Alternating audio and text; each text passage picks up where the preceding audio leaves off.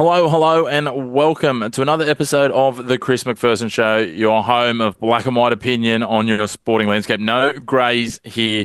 We're looking forward to another huge show as we head into episode 23, ticking along towards another milestone for the show.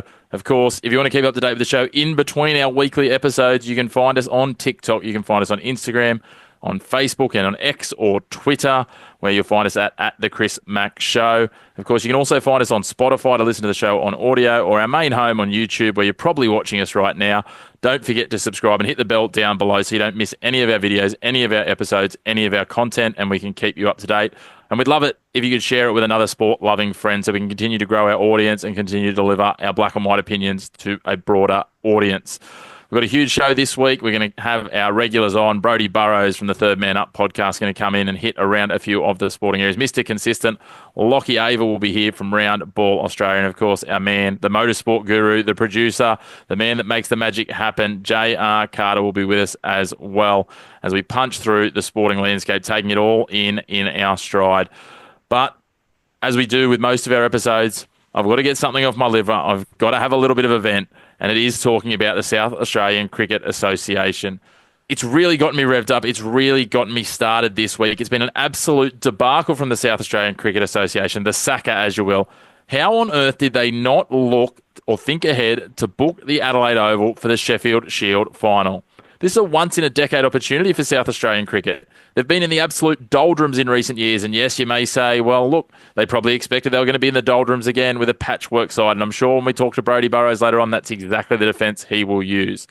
This isn't just a random game, it's the pinnacle of domestic cricket, and South Australia finally has a shot at glory after 28 years of drought. And where are they playing? Karen Rolton Oval. Karen Rolton Oval. A polished-up suburban ground with limited seating, underprepared broadcast facilities, and let's be real, not the prestige that the Sheffield Shield final deserves when your team is looking to break a 28-year drought. It's cricketing negligence from SACA. It's their job to anticipate and plan for success, not scramble last minute because they didn't think the Redbacks were capable of making the final. And now, instead of playing at the most iconic venue in their state, one of the most iconic venues in the country, even in the world, we're stuck at a second-tier venue. While the MCG and SCG would never let this happen to their teams, it's disrespectful not only to the players and to the state, but to the fans and the history of South Australian cricket. They should have known the AFL will want the ground from early in March. It happens every year, and the likelihood will be that every weekend there'll be a game there with two sides in Adelaide and Port Adelaide sharing the venue.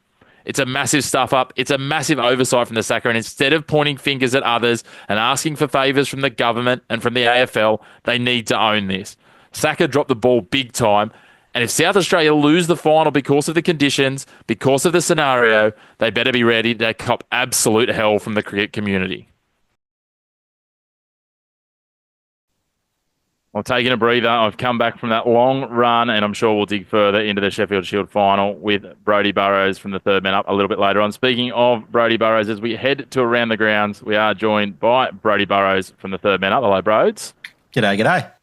And Lachlan Avil from Round Ball Australia, looking very sharp in the new Round Ball Australia kit. Hello, Lachie. Yeah, look good, feel good, Chris. How you going? It's certainly better than me doing drive-bys on Kiwi soccer players after their rugby league team lost to mine and wearing the jersey as a sniper, which was noted a little bit after that show. So anyway, boys, there's been plenty happening in the sporting world, and Lachie will chat soccer with you, bros, a bit of cricket, bips as well later on. But heading around the grounds, and we like to keep this fast, so there's nowhere faster to start, Lachie, than Gout Gout.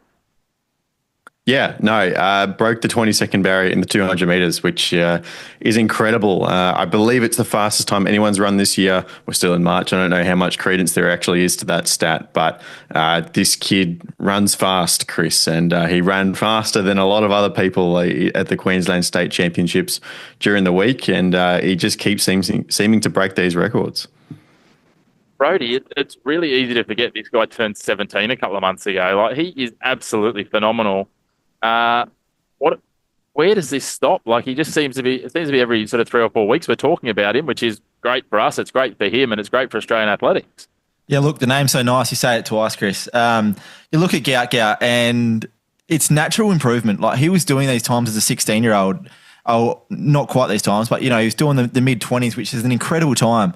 And people were saying, he's good, but 16 and he's doing these times, there's obviously going to be natural improvement. And from here, it's how much can he improve? He's already run the sub 20. What can he shape off? Because especially when you look at the 100 metres, and the 100 metres is more the strength. It's a burst out of the blocks. The 200 metre, once he gets going, that's where we're seeing him, fire away. He gets to the 100 metre mark, and then it's game over for everyone else. But I think his big improvements over the next 2 or 3 years, it's not going to be in the 200. It's going to be in the 100 metres. Once he starts feeling out a little bit, gets a little bit more strength in the legs, bursting out of the blocks. And I'm so excited. We saw Bruce McAvaney there on the sidelines getting super excited. And I'm just, as an Australian fan, we've had great 400 metre runners, 800 metre runners, 1500 metres, but now we've got a genuine contender in the 1 and the 200. How good is it? Certainly is. And Lockie, you touched on that piece of the fact that it's only March. I did a little bit of background research. Last year, remembering it was an Olympic year as well, so we tend to see peak time. 19 times through about a dozen athletes that managed to be under 20 seconds. A couple of those were 1998 and 1999. If we go back 4 years, because it's kind of that cycle that we look at, only 9 times were run in that year that were under 20 seconds, and only 8 of them would have beaten the time that was run. And these are all timed irrespective of wind assisted or not. So that puts it into perspective. The top 8 times, which realistically, if you're looking at the top 8 times, that basically says that if right now we run an Olympic final, Gout should at least be there, which is huge at 17. And remembering, as much as we might like to hang on to Kathy Freeman and a couple of others, we don't often produce this level of sprinters. Yeah, and I think Brody's spot on in the fact that you're looking at what he's doing across multiple distances, right? One thing about Usain Bolt when he was coming through, going to multiple Olympics, just being so consistent in the 100, 200 and 400. And when we saw Gout run that 100 metre underage final a couple of months ago, you could see that he wasn't really breaking away in the pack until about halfway through the race. So he wasn't the quickest off the blocks, which means over the slightly longer distances, I'm not sure what his 400 is, but obviously the 200 really suits him, right? He takes a little bit to get up to speed in comparison to his competitors, but when he gets there, there's no one that can catch him, right? So it's an incredibly exciting prospect. It's a really exciting prospect. Can't wait to see how he develops. We hope that he continues on this trajectory and path, because when it comes to 2028 and 2032 Broads, he is going to be in a prime position to challenge for medals. And I certainly think if we could see an Australian medalist in the men's 100 or 200, that would be a huge thing. And I'm not going to put the expectation of gold. That'd be lovely. But just a medalist, considering, we haven't, normally it's if we can get someone into the finals, a huge result. Well, I'm just looking now. A 24-year-old sprinter is usually their prime. That's the age he's going to be for a home Olympics. If that's not exciting, imagine the year-long build-up. I mean, we don't want to talk about it now. It's still so long. So there's so many things to go under the bridge, but it's a mouth-watering prospect already. And if that's not something for Bruce McAvaney to, at least stay in work for the next 6-7 years for, nothing will. So just excited to see his continued progression. Hopefully he's still enjoying the sport and Australia continues to wrap their arms around him, because we know what Australia can be like sometimes, with expectations, and just really looking forward to seeing this young man develop. He's only 17. It's mind-blowing. The athletes and sprinters are in their prime at about 24. How about commentators at 79? Because that's how old Bruce is. I wouldn't back against the great man. Absolutely not. Well, let's move on. Speaking of Bruce McAvaney, it's a lovely segue you've built us there, Brody, into the AFL. And as we're going to try and do, when we're not doing the deep dives, each week we'll just try and have a winners and losers from the AFL. Brody, I know you're itching to go here, and it's not for the reason people will think. Have you got what are we going to start with? Are we going at the high end or the low end? We are going at the low end, and I'm kicking off with the Carlton Football Club. Not on field, believe it or not, and not the president either. So let's, for those of you who sort of don't know, Carlton had scheduled their membership day for Friday, the day after they played Richmond, and they'd organised this with SEN. They'd organised player interviews, coach interviews, a long time out. And what did they do Friday morning? They rang up and they cancelled it. Cancelled all of these. Seriously, if you're going to back yourself to a win and pump the Tigers and then get all your members on board, at least rock up the next day. This is so poor. The arrogance number one, to schedule it a day after your first game. Then again, to actually cancel it last minute, seriously, this is one of the worst management decisions I think we'll see this year in the AFL. Yeah, that's pretty ordinary, Lockie. I'm sure you would have enjoyed Thursday night's football. Oh yeah, yeah, absolutely. It was funny. We were, Thursday night is our podcast record night, as you know, Chris. So I could hear the rest of some people in the house going crazy in the other room. So the last 10 minutes of the podcast, and my eyes darting over to the side screen so I could keep up with the footy. But yes, no, that was quite a good night. So Carlton, yeah, what a shocker. I'm actually going to go over to Fremantle for my loser of the week. I think they were billed coming into this season as, being top four contenders off the bill, right? And this has kind of been the year where they were supposed to really put it to the rest of the competition. And of course, it is only round one and lots can happen. But to go to Geelong and be beat by, 80 odd points, so convincing in the manner that they were, it's not quite Carlton levels of, pulling down the expectations, but that's a pretty big hit for them to recover from. Yeah, it certainly is going to be an interesting one. I'm going to try and go to the positive. I don't know if you boys have got any positives out of round one, because it sounds like AFL's in a dire state because we're all negative. Talking about the Gold Coast Suns, what a performance they put on. Yes, they only played against West Coast, but you can, as I think, we often use the adage in sport, you can only play against those teams that you come up against. We know that they recruited well. Hardwick's building a list here at the Gold Coast, but again, they've done that a number of times. We know how much money they spent on Gary Ablett, all these sorts of things. So to go out and win by such a margin, taking out almost a 15-goal win over a West Coast Eagles side away from home. It's not an easy trip to start your season after everything else the Gold Coast have been through with their opening round being cancelled. I think they're a big winner out of round one. I'm not sure if you boys are on the Suns bandwagon. We might not love their new logo. That's got something to answer for. But, in terms of their on-field, it was impressive to start the season and as good as you could have asked for from them. Yeah, I reckon it was. I think it was definitely led by Jared Witts. 68 hit-outs. And then when you're getting 68 hit-outs, of course, Tuke Miller, Matty Rao, and Noah Anderson are going to combine for over 100 possessions. There's the game there. You let those guys run loose and run wild, and that's going to happen. And I think it was great to see Ben King fit and firing too for the Suns. I think if he plays 22 games, the Suns make finals. That was my call at the start of the year and sticking by it. Yeah, good to see some of those names slotting straight in. Any other winners from round the grounds, boys, in the AFL? Lockie, anyone for us? Obviously Richmond on your list, but North Melbourne for not losing by heaps, but I didn't want to go down that route. Yeah, no, I got the Giants, actually. I think the game against Melbourne, they're going to be two teams that are going to be there towards the end of the year, right? And they weren't amazing, but they still found a way to win by leading for, 2 minutes total in the whole game. So how often do we talk about championship teams and the fact that they just find a way to win? And Toby Green really showed up as a leader. They don't win that game without him. So to get a close one in their favour like that early in the season, I think that's a big win. I've got one too there, Chris, as well. Love what you said about Toby Green when he inserted himself into the midfield. It's just what captains do, and it was a real captain's last quarter with 11 possessions. But for me, it was the Adelaide Crows, led by the new recruits, Pete Ling coming and Alex Neil-Bullen as well. For so long, the Crows' top 12 have been elite and some of the best in the AFL, but it's their bottom six players who are genuine SANFL players, and bringing in those players who are really, really good role players. I think that's going to lead them into finals too, and have them as, potentially even, I think I tipped them at the start of the year to be one of the biggest jumpers, to be top four, and they looked every bit of that on the weekend, led by Riley Thilthorpe up forward. Just looks like it's going to be his forward line now. Well, it's certainly an interesting spot we now find ourselves in. In terms of it, though, let's move on to the NRL. The AFL will continue on, and we'll keep digging into it with your expertise, lads. But the NRL, we'll try and keep this brief because Brody's got a time curfew today for us. Any winners or losers from either of you across the what was round 2 of the NRL?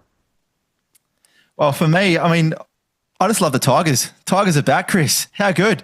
But, who do they play? We can't talk too much about that, but I know one of my best mates is a Tigers fan, and he's up and about finally getting a big win and putting on some points against someone else rather than it happening to them. So for me, the Tigers this weekend. Yeah, certainly was a really good bounce back for them. Obviously, as you said, they played Parramatta, who are a bit of a basket case at the moment, especially without Mitch Moses. I think Dylan Brown's already spending his money. Tigers and the Bulldogs, both good winners. Lots of positive. My Raiders, I'm up and about them, but again, I don't want to be too self-indulgent. Lockie, anything that stood out for you, mate? Chris, when you pitched this show to me, one of your taglines was that the Chris McPherson show would be black and white and no grey, and we told it how it is, right? So I'll let my inner Victorian come out, and I'll say the winner for the NRL this week was me because I didn't watch any of it. I like my football, I like my round ball, I like my footy, but the NRL just isn't the one for me. I'm sure other people will have other opinions, but yeah, not a peep. Mate, I might be voted out of AFL territory for doing lambasting of their Victorian fans at the start of the show. And hey, just say for saving face here, it's because Melbourne had the bye that you didn't watch any, and you definitely would have watched if they were playing. But boys, that's around the grounds. I'll let you both go back, rehydrate, get freshened up, and we'll see you as we dig into your sporting segments later in the show. Sounds good. As we get into the meat and potatoes of our show, it's time to head to the round ball, the football, and of course, after he's had a very short spell, we bring back Lachie Avil from Round Ball Australia. Lachie, the football seasons are heating up. We're about to take a little spell in the men's game. There's lots going on. It's that exciting time of year. There's trophies on the line, as we'll get to a little bit later on, or trophies just won, in fact, for one club that's broken a drought. There's lots to talk about. Yeah, absolutely. G'day, Chris. It's an exciting little period. This March international window often signifies kind of the start of the run home in the league. That's kind of how it's billed. So you're looking much more at the games left to play rather than the game played already. So, it's all getting tight. It's interesting. Certainly is. Our main focus is, of course, as always, as it is quite often on the Round Ball Australia, is the A-League. The A-League men's. There's a couple of stumbling blocks. We've talked about banana peel games in recent weeks. We had Harry on last week, who very ably deputised in your absence. But we talked about some of these games that were danger games for a couple of these sides, and a number of the sides in the top six either had minor, in the case of someone like an Auckland, or major slips in the case of Melbourne City, Melbourne Victory, and Adelaide. Melbourne Victory is probably the most understandable when we have a look at it in terms of their, what's happened over. And when we talk about City, we're obviously going and looking at, what their result was when we're going back to Wednesday against Newcastle. Yeah, that Newcastle game was ridiculous. A game of football that I'm sure you talked about it last week. They did not deserve to lose, and Newcastle did not deserve to win in the slightest. And somehow, through the magic of football, it all ended up that way. Melbourne Victory, in a similar kind of way, should have been 3 or 4-0 up over the Wanderers at halftime. They scored 2 really good goals from Nishan Palupale and then Daniel Azarni providing the assist for Reno Piscopo. 2 players there that had points to prove after their Socceroos selection, which I'm sure we'll get into later. But they looked great, and they had a couple of other chances, and then they let Bojidar Krayev get one just on the stroke of halftime, and they let the Wanderers back in it. And, 1 turned into 2, turned into 3, turned into 4. And before you know it, the Victory are losing again. And to be honest, the MacArthur Adelaide one, I think, does the most damage to the Reds. I think this was the game that was the easy one for them to be able to turn their swing of form around. And MacArthur are not the team that they used to be in the first half of the season after all the players they've lost. And the Reds, they had a couple of excuses building up, but those were running out. They got a lot of their under-20 players back. They're mostly a fully strength side now. And to then score 4 goals at home and lose a match of football, Carl Viet looked just completely bemused in the post-match press conference. He didn't know whether to be excited about the fact they responded from going 2-0 down, or disappointed at the fact how they threw it away, and then just the craziness of having their equaliser at 5-5 ruled off for offside as well. It looked like he was still struggling to process what had actually happened. So an absolute crazy weekend. 33 goals, by the way. That's the most we've ever had in a round of A-League football. But yeah, those, as it is every week now, those top 6, top 7 teams, just a few of them slipping up where they really shouldn't be. Yeah, I didn't see much outside of the score from the Adelaide MacArthur game at first on Friday night. Then I checked the stats. Can you explain to me how was there no goalkeepers? Because there was 9 goals from 10 shots on target. Yeah, the goalkeeper situation for both teams has been fascinating. Philip Curto for the Bulls has been a keeper that we've long considered as one of the best in the league, but this season he really just quite hasn't been up to par. And then Adelaide United have been going between young Ethan Cox and James Delianov, who, when he transferred to the club, was supposed to be number one. And then what do you know? Joe Gauci comes through and sets the league alight. So two goalkeepers that are nowhere near good form, and they've been flipping between them, and none seem to really put their hand up for their stake as the number one keeper. So, yes, their keeper situations have been poor for both sides, but that does not excuse 9 goals in one match of football. I just can't believe if you said to me that Adelaide played against Macarthur in Adelaide. Adelaide scored 4 goals. Macarthur made no saves. There's no way in hell that I'm predicting that Macarthur walked away with 1 point, let alone 3. Yeah, no, it's a game of football you can't put down to logic. It doesn't exist in that sphere of knowledge, right? You just can't do it. Up quite a lot of the round, including that late clawback from the Central Coast against Auckland to split the points there.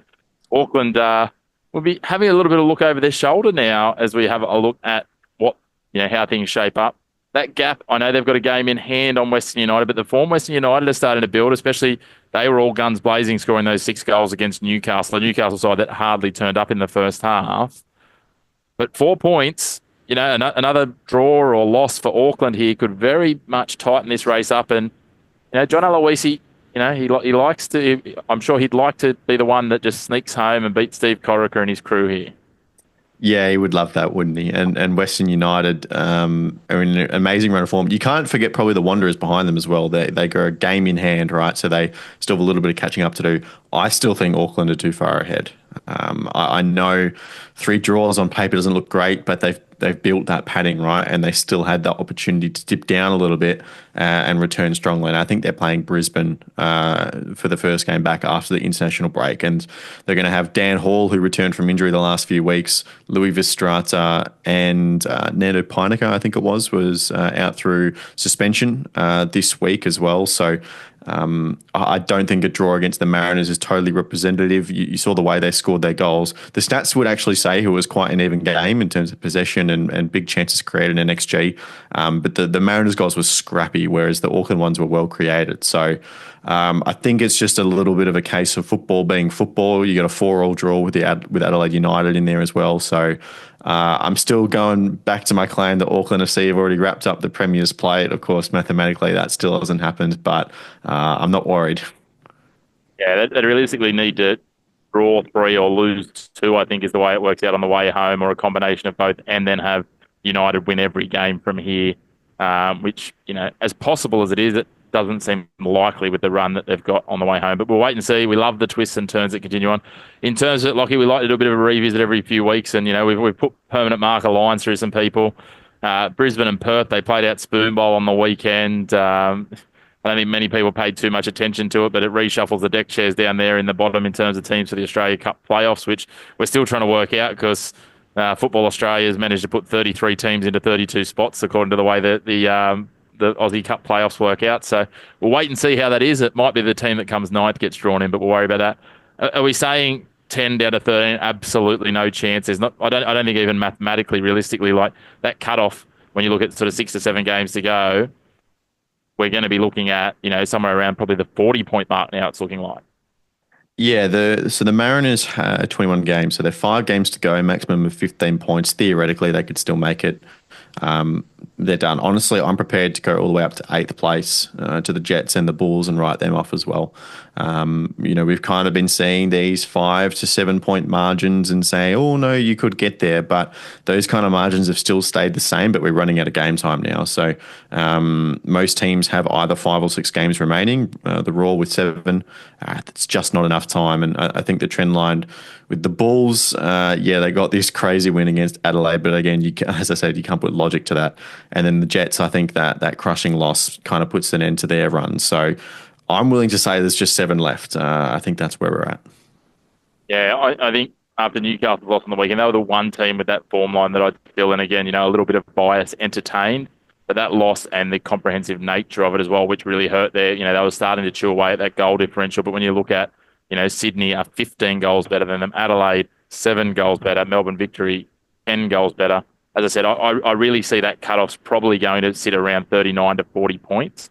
When you have a look at how things play out, you look at Adelaide on 33 with games to play. Macarthur, the fact they've got one less game in hand, as you say, I just don't see Macarthur picking up 4 wins from their last 6 games, which is what they'd need to do.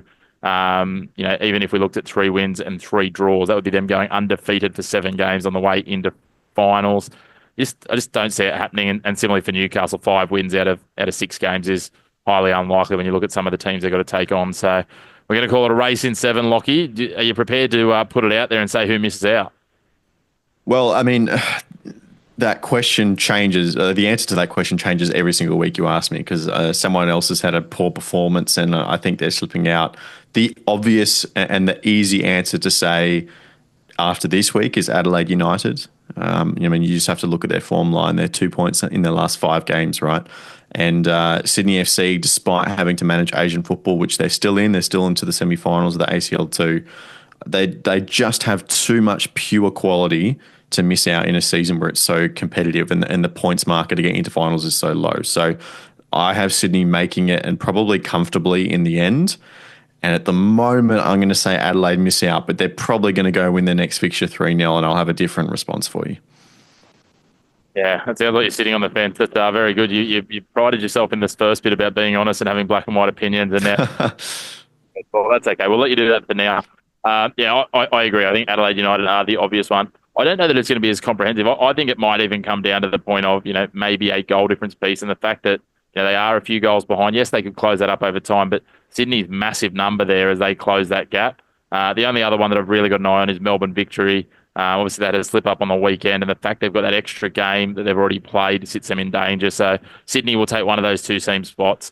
Adelaide need to find something miraculous. I know you've got a couple of absolute Adelaide diehards on your show, but I feel there's a part of the Adelaide fan base that would actually like to see them miss the final so they can really call for Carl-Viet's head.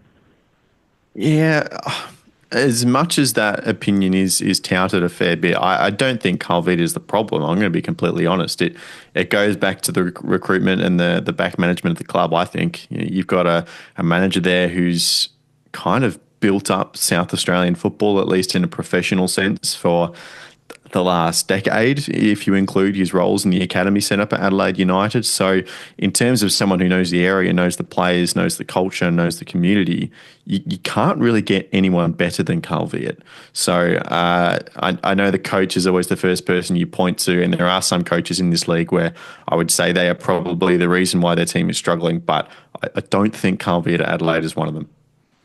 I agree. I think there's a couple of coaches at the moment who might appear to be under pressure, and we saw some interesting press conference on the weekend. But I think if you look at Carl-Viet, if he's not at control of that club might well be sitting 8th or 9th at the moment. I don't know that there's many people out there that are immediately going to make a change to Adelaide's fortunes in terms of what they've got there. And similarly at Newcastle, I think Newcastle are probably a 5 or 6 point worse team if Rob Stanton isn't there building the youth through and putting those faith in them that he had. But we saw that interesting press conference, and there's a full write-up on that on Roundball Australia's website if people want to dig a little bit more into that one. Let's move on to the women's. We've got some key clashes. Obviously, it's an international break for the men's.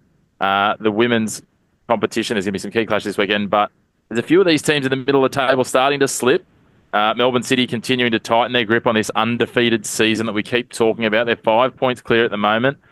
We've seen Brisbane, Central Coast, Canberra, Wellington in that middle patch there. Between them, if we call each of their last 5 games, so 20 matches total, just 2 wins combined between all 4 of those sides. It's like it's a race for who doesn't want to play finals football. Has everyone already booked their, still, I don't know what's happening here. Yeah, no, it's completely ridiculous. I know this graphic doesn't quite have it, but a lot of the ones like on Flash Score or something, you'll see they have like the form guide, and you have, green W's for a win and orange D's for a draw and red L's for a loss. And you've just got both ends of the table, the top end and the bottom end are full of wins, and then just those like 4 or 5 teams in the middle are the ones with all the losses. It just makes complete nonsense. It's really making a mockery of the teams and how they're stabled up on the ladder here. But yeah, I mean, those bottom positions, you got a top 3 who are running away. You've got a bottom 4 who are winning a lot of games, but are too far away. And then the Brisbane Roars, the Central Coast Mariners, the Canberra Uniteds of the world. They're in the position. It is right there, but you're almost, just stuck in that pattern of losing, and everyone else is losing. So it's like, well, oh no, if we don't get them this week, we can get them next week, right? And no one's taking their opportunity. It'd be a bizarre situation where we end up with teams stumbling into the finals as they are, maybe on 26 or 27 points at this rate, and it's going to be a congestion there, which is phenomenal when you think that these teams are playing 22 games, and so just over a draw a game will get you into the finals. Where in the men's competition, it's so much because of those two teams that are so far behind at the bottom. It's almost the opposite. And we could end up with a couple of these teams that are sitting from 9th to 12th that end up in that congestion. I don't think they're going to get there, but they might end up on 23 Newcastle could quite well end up on 26 points and the cutoff could be 27 or 28. And similarly, for Perth with the form they're showing at the moment, we could have 5th through to 12th separated by 3 points when it comes to finals when they were spread by a dozen, or more only 2 weeks ago. Yeah, and at least it makes it entertaining to watch, right? Like, imagine if we're still in the era of only 4 teams making finals, you'd have most of the slots locked up, and Western United have a 3-point lead on Brisbane behind them, and it's like, okay, well, one of you is going to squeeze in, and so the teams down the bottom, it just becomes a different scenario. But at least with this top 6, there's going to be some entertaining games. It's going to go right down to the wire. So 2, 3 to 4 games left, depending on who you are in the season. It's incredibly close, and that last round of finals is or the regular season. It's probably hinting at what I was going at there, but it's going to feel like a final, right? Because it's essentially going to be another leg of elimination with, those low down spots on the line. I think with 3 rounds essentially to go. I know some teams have got catch-up games. Western United have only got 2 games to play, so they're going to have to be clawing and making sure they get the points from those. But let's have a look at this weekend. We go into round 20 and we talk about those 6-point games, those key games. And you look at Saturday afternoon there over at Porua Park, Wellington versus Central Coast. The winner of this is actually they're going to grab a final spot with, 2/3 to a full hand. If someone gets. Yeah, exactly. The Mariners and Wellington, 2 of those teams that are in that pack that the opportunity is right there. You just got to win maybe one game, as you're saying, get a few points between them, and you're there. So it's hard to understate how kind of important these games are. Yeah, certainly interesting. Newcastle will go for 4 straight up against Victory, who are trying to continue to chase down Melbourne City, and that in itself is quite bizarre that Newcastle are chasing 4 straight. They could be, I think they're up to about 11 in a row without a win only 3 weeks ago. So how the tide turns, or as that quote, and I can't even think what the show is, how the turntables turn. How the turntables from The Office. There you go. Right there. Thank you. I knew it was sitting in my mind. The other one that really intrigues me that I think, there's obviously some key clashes, Adelaide and Brisbane in there as well, but Canberra United, and Sydney also on Saturday afternoon. We know Sydney's had a tough year. They've started to turn the corner a little bit. They've had a couple of wins in the last few weeks as well, like all the teams at the bottom. It was only a few weeks ago we were wondering if we'd ever see Western Sydney, or Newcastle and the like win a game again. Canberra, though, again, like the teams above them, if they can beat the teams below them, which is the key metric which teams are struggling to do, a win at home against Sydney would also put them, it would more than likely lift them into the top 6 at the end of the weekend for the first time this season, I think, outside of maybe the very opening rounds. Yeah, and I mean, you look at this matchup, right? It's 7th v 11th, and you think, okay, well, this late in the season, everything's pretty settled. You're going with the team sitting in 7th, but you consider Sydney FC and just the quality they have, and you get a late winner from Princess Abini on the weekend, and all of a sudden you've won 2 of your last 3 games, and you have a little bit of momentum, and then you couple that momentum with a squad and a coach who are extremely experienced and know how to win not just games but seasons of the A-League.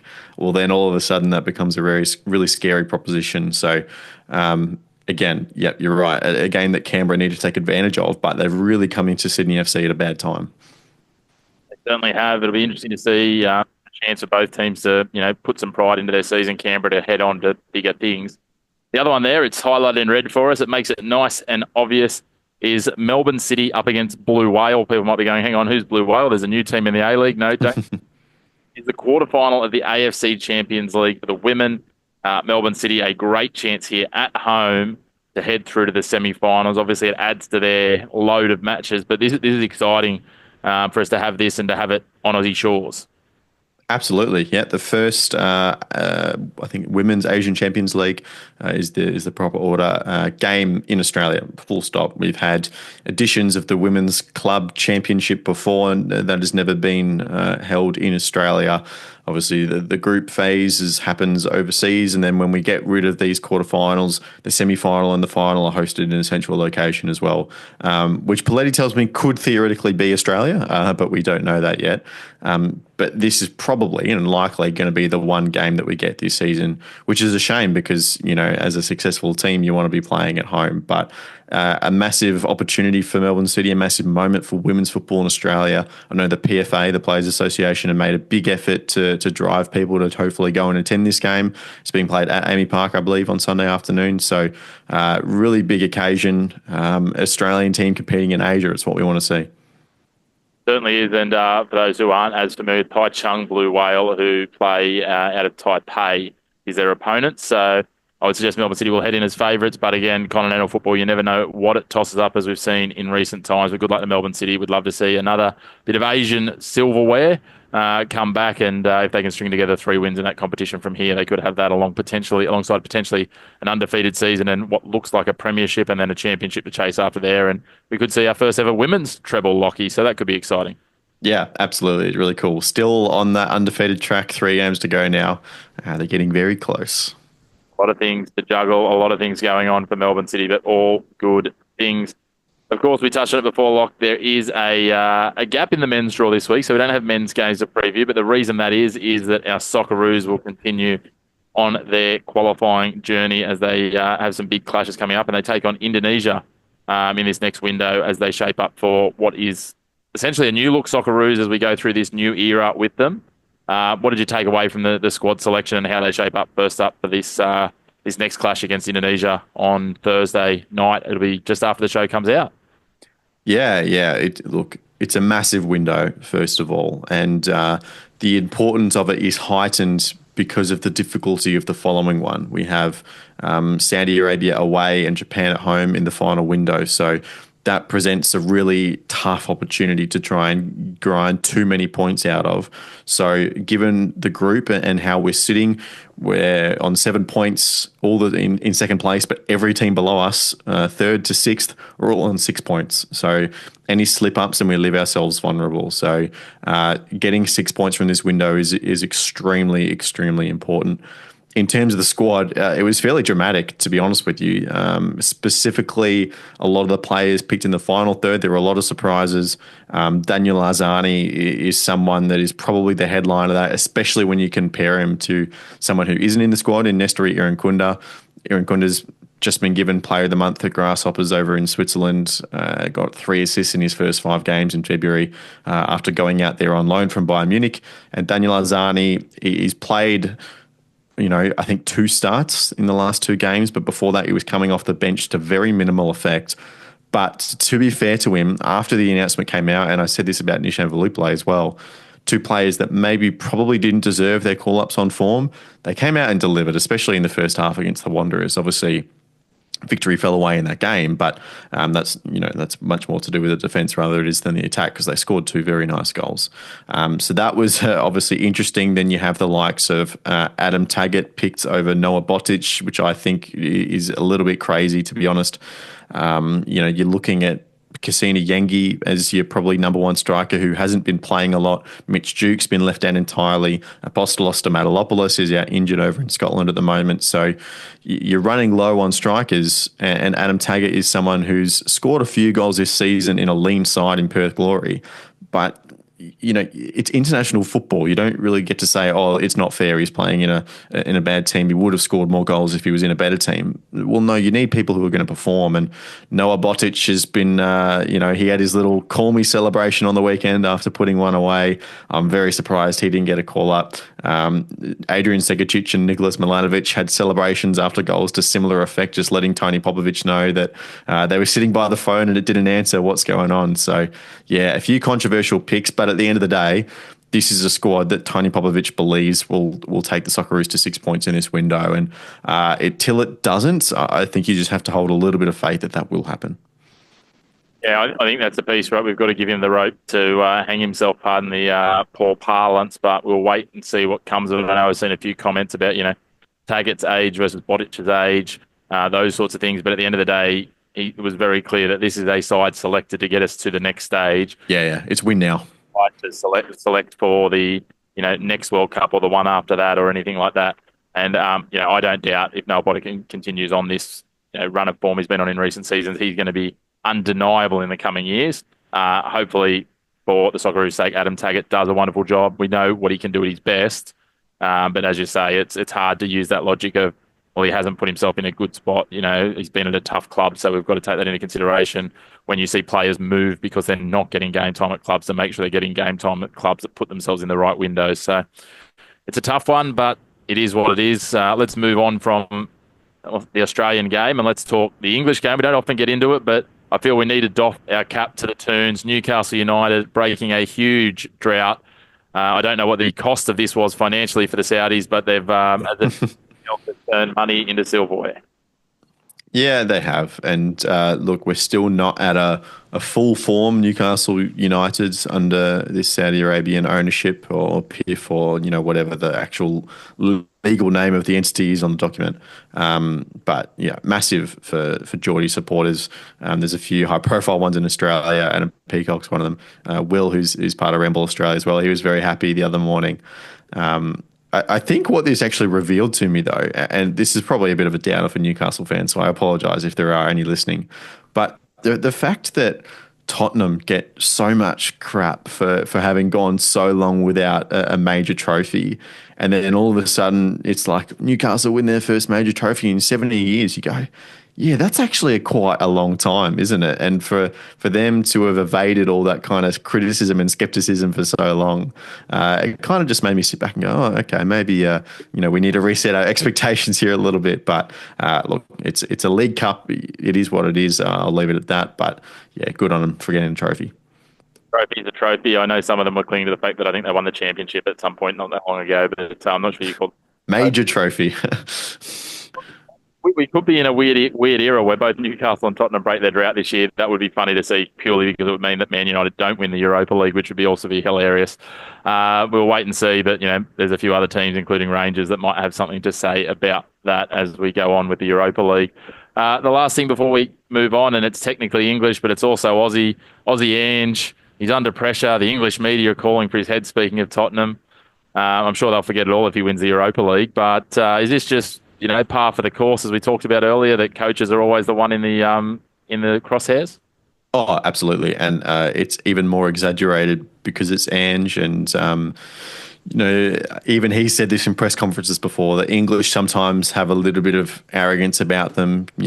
Home of football, we built this game, and, how many major trophies have England won in the last little while. And, to see an Australian, a country that not only is considered as a lesser football country, but direct rivals with English, for me, he's copying it even harder. But it's just the narrative of the English press, right? You win a game, you're the hero. You lose a game, you're the villain. And, that's not exclusive to Ange at all. That's all coaches in high-profile footballing jobs over there. So, look, you go back to that line where he said he always wins something in his second season, got taken a little bit out of context. Everywhere he's gone, he has won something in his second season. And, the Europa League's still there, and they've got to be considered one of the favourites for it now. So, look, I don't think he's in any danger of losing his job. I think behind closed walls, they all look pretty unified. I think it's just a lot of outside noise. But wouldn't it be great to see him go on and win the Europa League anyway and have the prophecy come true, and all of a sudden he's the next best thing again? It'd be wonderful he can continue on. At the end of the day, though, it is only 17 years versus, I think you said 70 before for Newcastle United. So let's put things into perspective. If 17 years is enough for people to be calling for their head, as we're talking about in the AFL at the start of the season, the round one start for St Kilda must be absolutely driving them insane. But anyway, Lockie, that's enough for soccer. Let's let you go and put the feet up, mate. A big thank you, as always, for coming on. And if people want to find more football, more in-depth football, they can find the written articles, they can find the podcasts as well. Roundball Australia is the place to find them. It's the home of everything football in terms of the Australian game and a little bit of the world game as well. Yeah, absolutely. We've got this lovely new shirt as well with a beautiful front of shirt sponsor that you might be familiar with, Chris. I believe you have something to do with this, but yeah, nice new threads, looking good. And if they want to get some of those again, I'm guessing Roundball Australia's website will be the place to find them. Yeah, bang on. Cheers, Chris.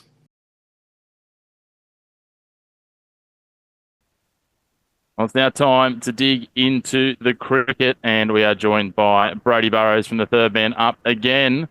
Rhodes, it's been a big show. It's time to dig into some cricket. Let's start moving forward. Speaking of moving forward, we're getting to the peak of the domestic cricket season, and the Sheffield Shield final is upon us.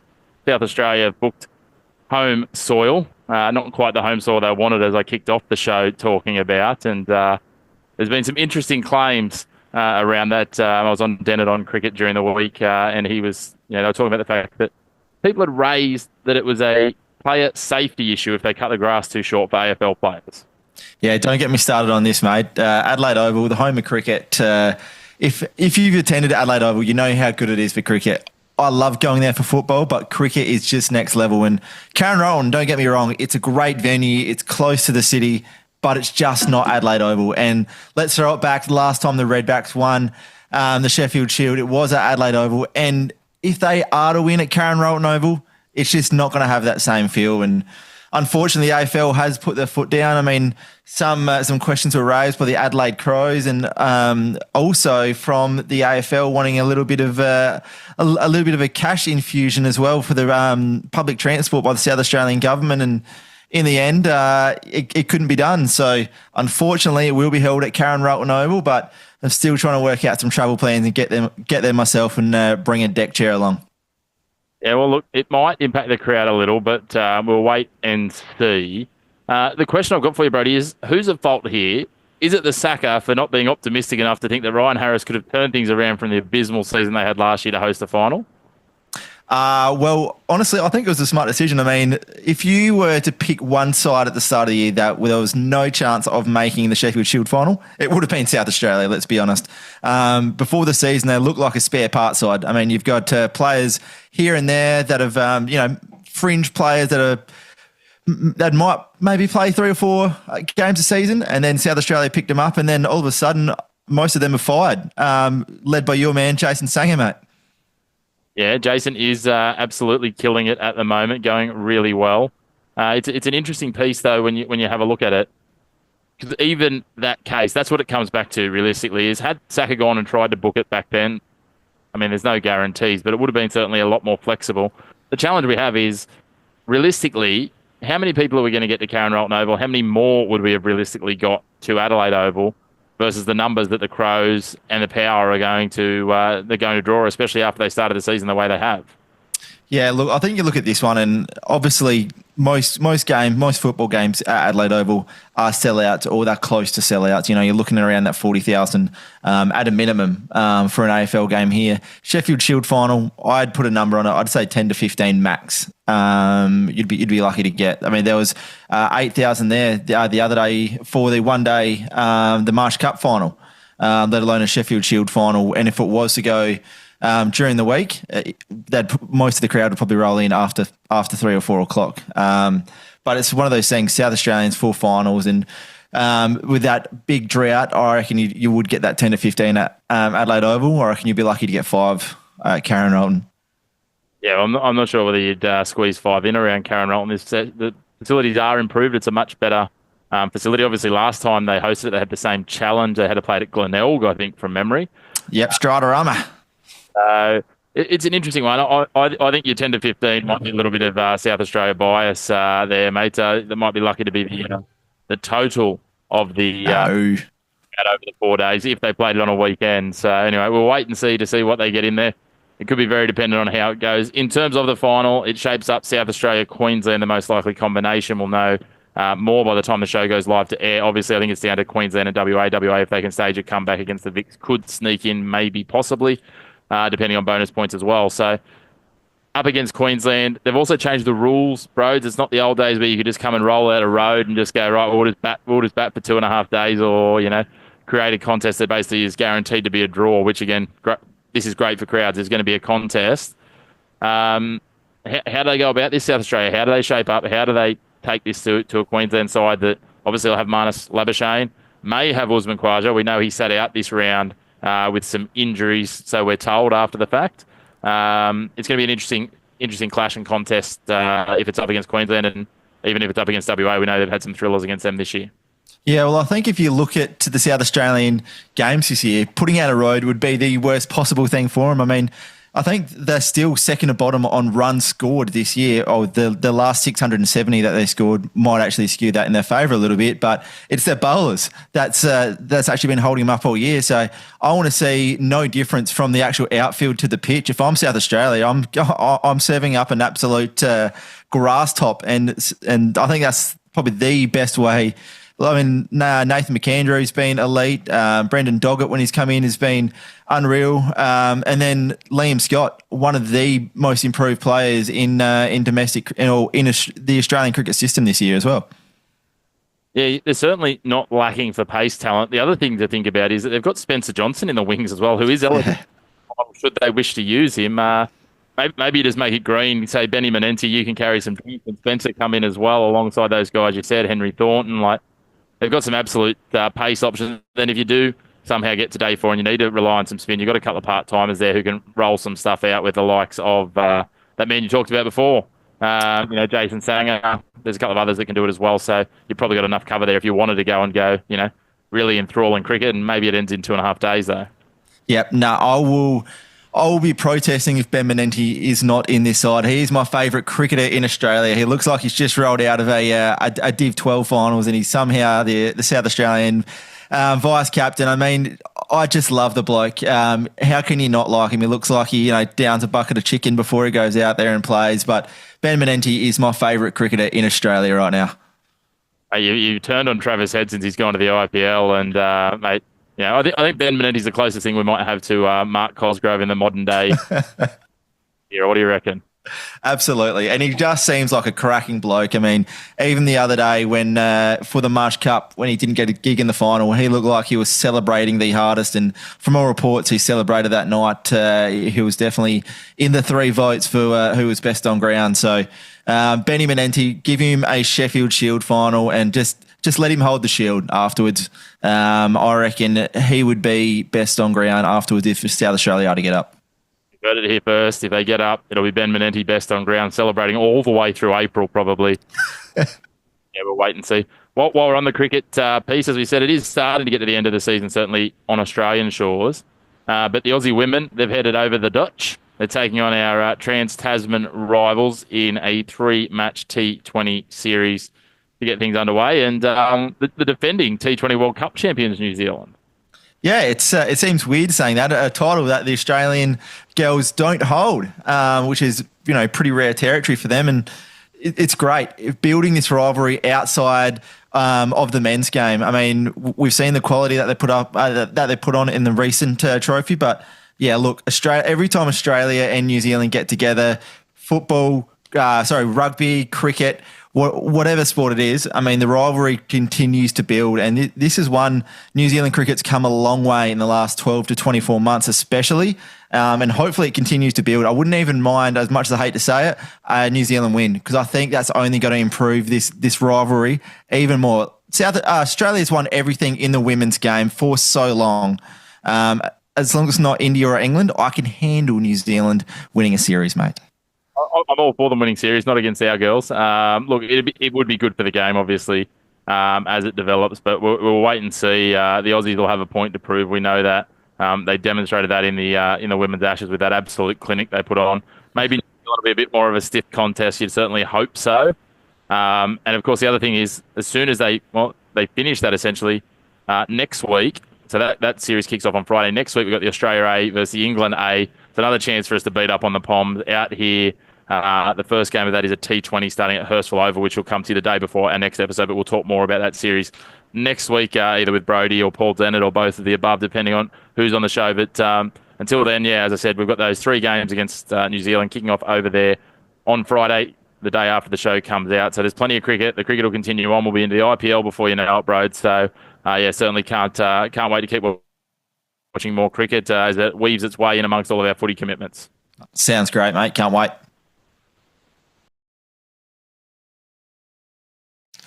Well, it's now time to move on from the cricket and get the rubber hitting the road. And when the rubber hits the road on the Chris McPherson Show, the only man we rely on is none other than our producer, J.R. Carter. He's our resident motorsport guru, expert, and any other superlatives we can throw at him. J.R., good to be seeing you back on the screen, mate. Good to be back, Chris. Massive weekend in Melbourne and massive surprises throughout that weekend, including that less than surprising Melbourne rain. Well, I think that caught a few people by surprise. I certainly enjoyed it when I managed to have a nice little wager on there being less than 14 and a half finishes, which only snuck home. It looked like early on that was going to, we might not have had any finishes the way it started. Yeah, it was a rough start to the race where we lost quite a few people very early on. Like we did lose poor Isaac Hadjar sort of in the formation lap, then followed by our own Jack Doohan, and then poor old Carlos got it amongst it all as well. Yeah, it was a very quick reduction down to 17 cars. It then took a little longer before we lost any more. Fortunately for my wagering account, we did get down to 14 exactly, so I snuck home by half a car. But they weren't the talking points. Obviously, the talking point, the biggest, was that Lando Norris lived up to his potential and he didn't Lando the race, as we've made a lot of jokes in the off-season. Yeah, Lando kept up to his potential and, more importantly, managed to complete the first lap and remain in the lead. Like, that's not something we've typically seen from Lando. That's something that sort of doesn't really happen all that often. So, well played to him. Big loser in most of, like, in terms of like what we were really looking for was Oscar. Was on a great run, was actually catching Lando sort of towards the sort of mid stages of the race, was told to sort of hold position. Then when he was 3 seconds back, Zach Brown sort of exclaimed, "Oh, yeah, it's time to race," whereas like the time to race was run and done. But unfortunately, later in the race, when they were sort of zipping and zagging around on the intermediate tyres, Oscar sort of followed Lando into a bit of a spill and came out worse than Lando did. Lando managed to go away. Oscar did show some amazing reverse driving skills, though, where Jeremy Clarkson has claimed responsibility for teaching him that while he was on the farm recently.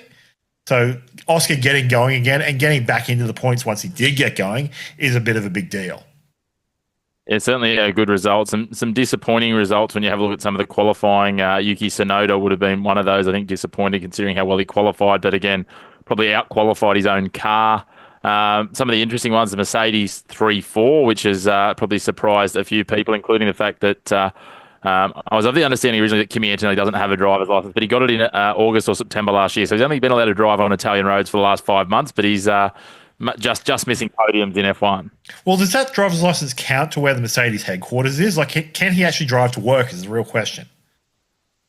Look, I don't know, but I'm sure on the money that he's on, he can afford to book an Uber or hire a car driver or just have a full-time driver. Just ask George to pick him up on the way through. Yeah, well, that could be an option too. The other interesting ones for me, obviously Lance Stroll managing to take points. I don't know who's surprised more, F1 fandom or Lance Stroll.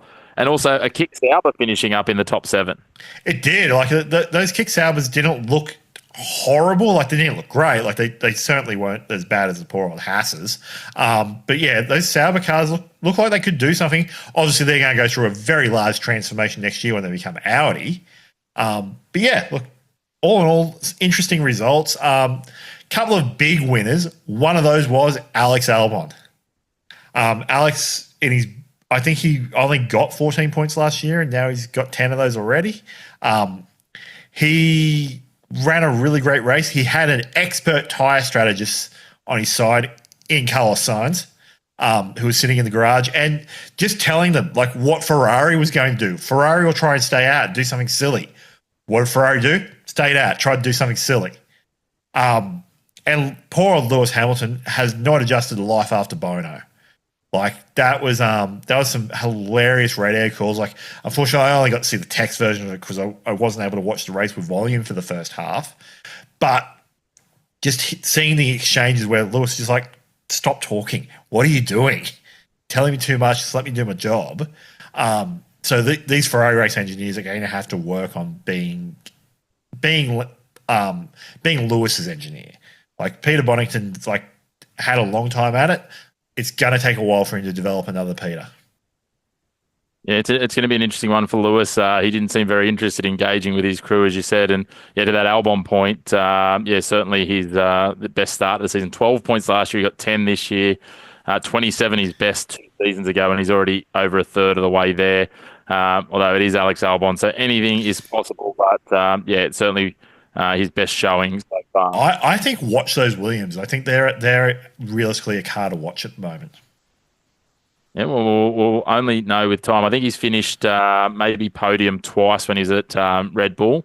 So very much knocking on the door of that, a good showing from him. And look, he's been a bit of a consistent presence on the grid for the last 5 or 6 years. So hopefully he can build something up this year with Williams, and we can have some more competitive cars, because we want to see 4 or 5 or 6 teams fighting for those podiums. Absolutely, we need to get all the teams on the track to start with. Probably one of the big stories out of the weekend, and we'll sort of leave the Australian Formula One on this, is the interaction between Anthony Hamilton and Isaac Hadjar. Like, it was just Anthony Hamilton going out of his way just to show the young guys some support. Like, this is a guy who's had his dream come true of starting in a Formula One and sort of messed up on the way to the track. So his emotions make a lot of sense. Like, this is a culmination of everything he's worked towards.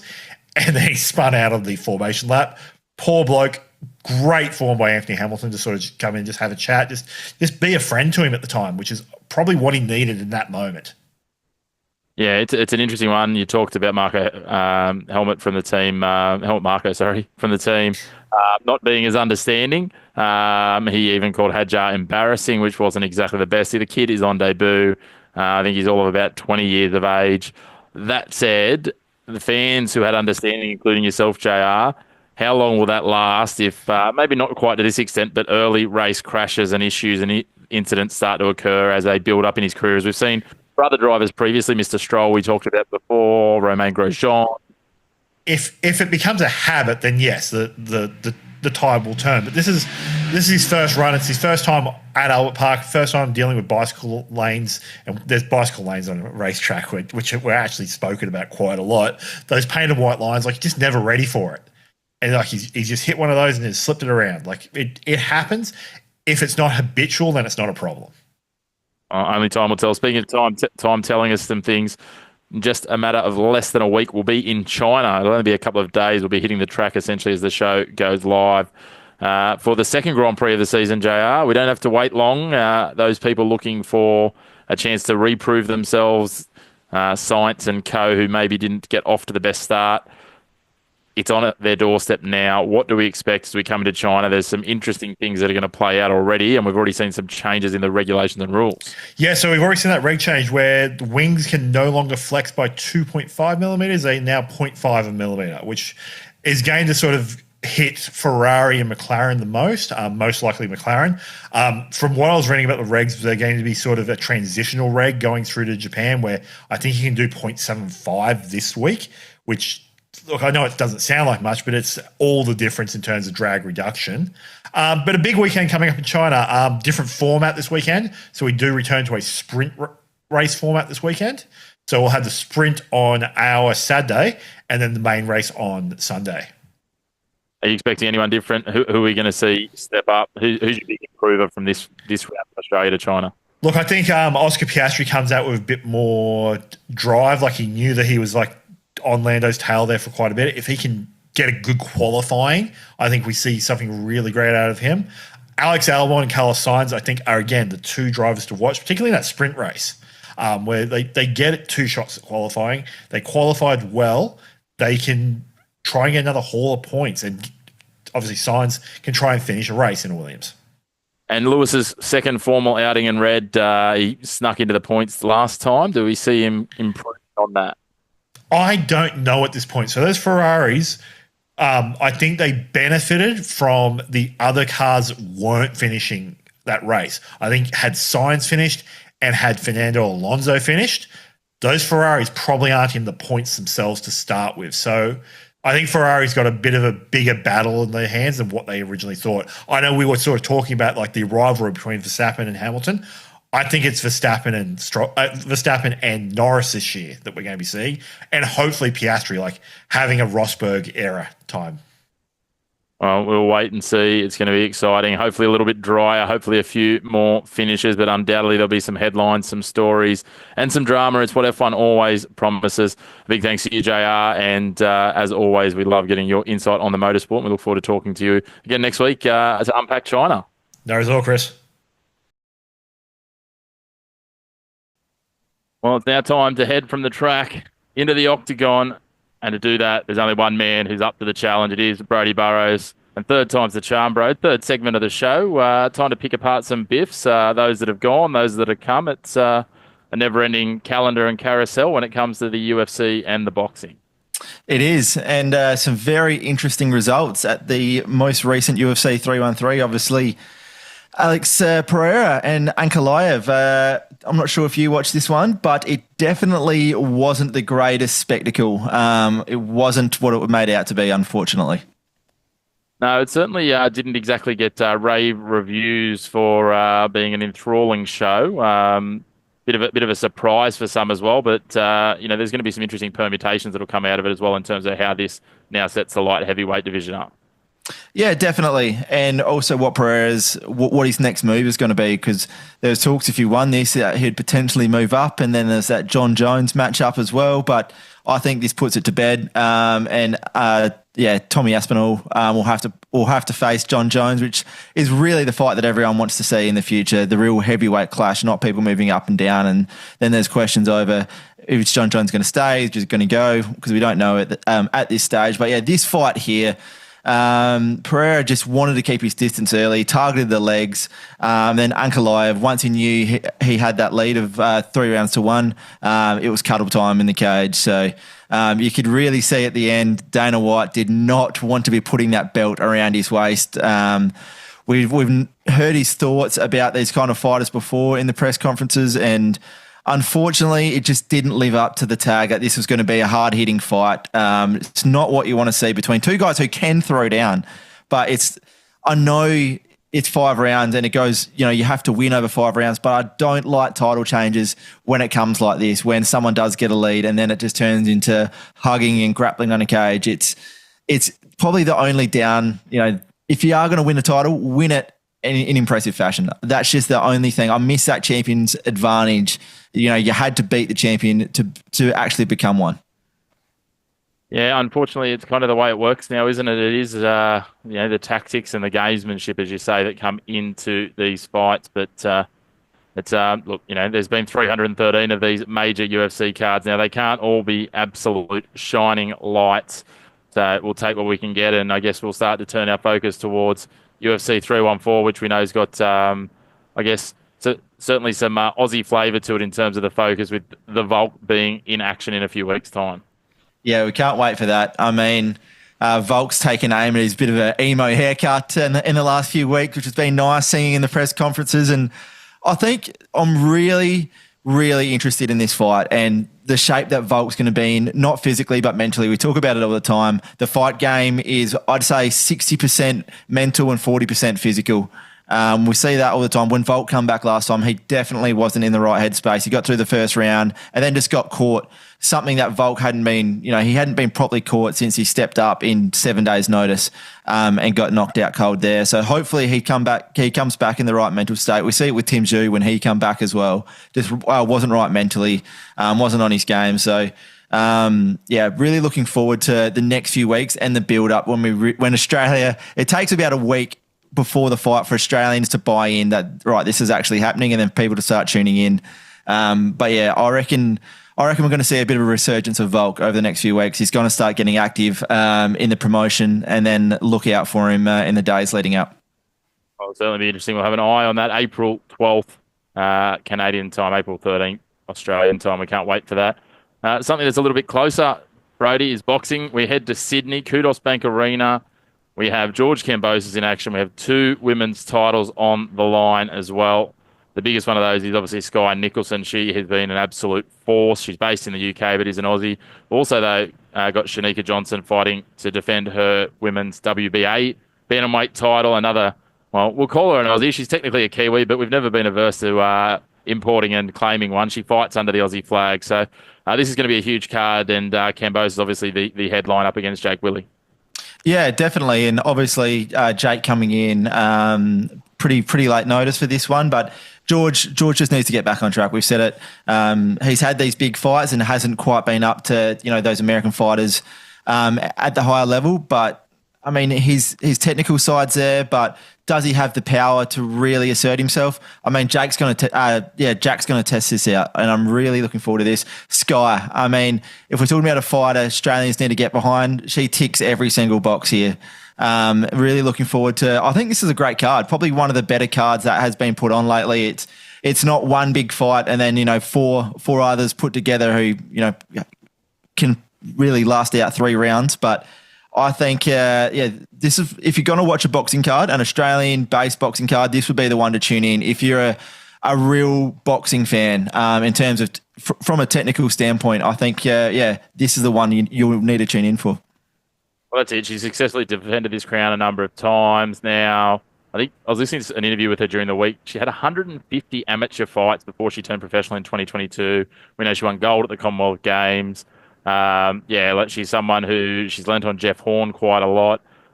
She's a southpaw. She's 12 from 12 as a professional, and just keeps going on to bigger and better things. And she's basically come out and said that, based on all those fights, she doesn't see that there's anything that can be thrown at her this weekend that's going to get in her way. So we really look forward to seeing, I guess, what she can come up with there. And to that point, obviously, as we said, there's the 3 fights and 2 Women's World Championships. Makes it a very juicy card at Kudos Bank Arena. So Sydney siders, if you can still get tickets, snap them up. It's a good way to spend your weekend. It's going to be a quality card. And again, hopefully, as you said, it's going to be the reinvention, the rejuvenation of Kambosos' career from here.